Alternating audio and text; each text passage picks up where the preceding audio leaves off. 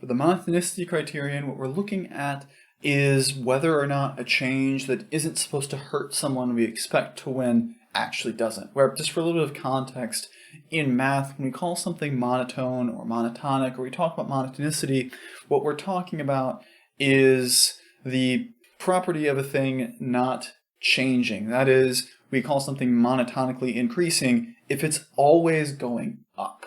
So this is the tendency to avoid change, the tendency to change direction, I guess you could say, would be maybe a little more specific.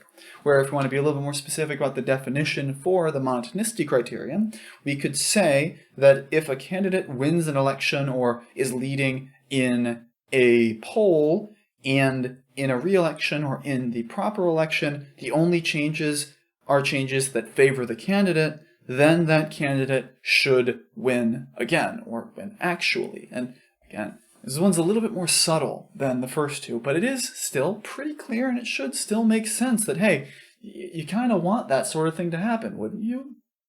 Yes, but doesn't guarantee it will. And we're going to see how that can go, again, with another example. For this, suppose that 58 members of the Student Activity Council are meeting to elect a keynote speaker to launch Student Involvement Week. Their choices are Bill Gates, who will mark with G, Arnold Schwarzenegger, who will mark with an S, or Oprah Winfrey, who we will mark with a W.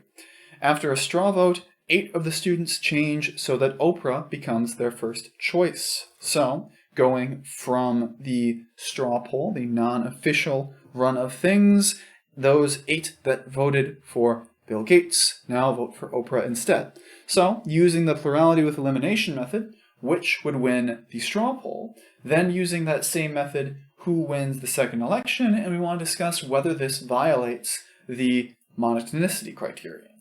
So again, in the first poll, it's looking like Oprah is maybe a bit behind there, a bit behind Bill Gates in terms of plurality. She has 20 to his 22, but getting those 8 votes puts her in a very strong position, puts her in place with a very strong plurality, a very strong lead there.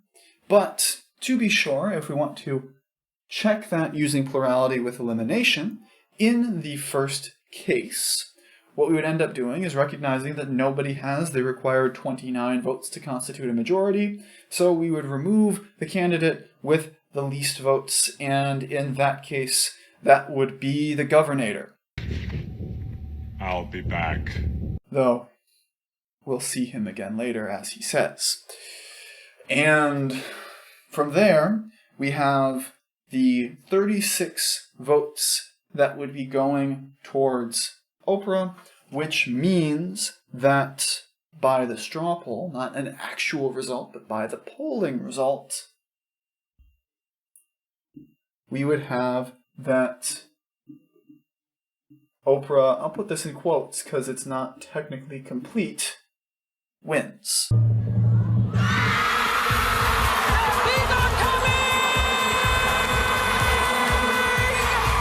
She's at the very least in the lead. Looks like she's going to win.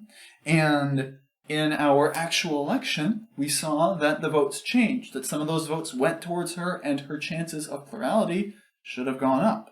It seems like they should have gone up. But here, once we remove the minimum in that case, that is, once we make like Melinda and remove Bill Gates, we'll see that the 30 votes that would have been split there between Arnold Schwarzenegger and Bill Gates all go to Arnold instead. And as a result, following the plurality with elimination method on the actual election, I'm not even going to bother embarrassing myself and trying to spell his name, even though it's right in front of me. You would have that Arnold Schwarzenegger actually would win that election, which here we can see would violate the monotonicity criterion. I drew a blank on something that was right there because I'm thinking too much about the Terminator right now. But here, the change in votes caused the winner of the straw poll to have more votes. But it didn't result in her actually winning. And this is the sort of thing that does happen sometimes, especially with things like primaries, where one candidate might seem like they're doing very well, and then when other smaller candidates leave, you might think, hey, they didn't hurt their chances, but that can cause the candidates who left, their voters, to move over to someone who is closer to what they want, and that might push them back over the top instead. So this could be people who are not fans of daytime TV and prefer action movies getting their say once the computer types are removed from the equation. But anyway, that's our third criterion here. Let's get our fourth before we finish with a brief discussion of why these sorts of things happen.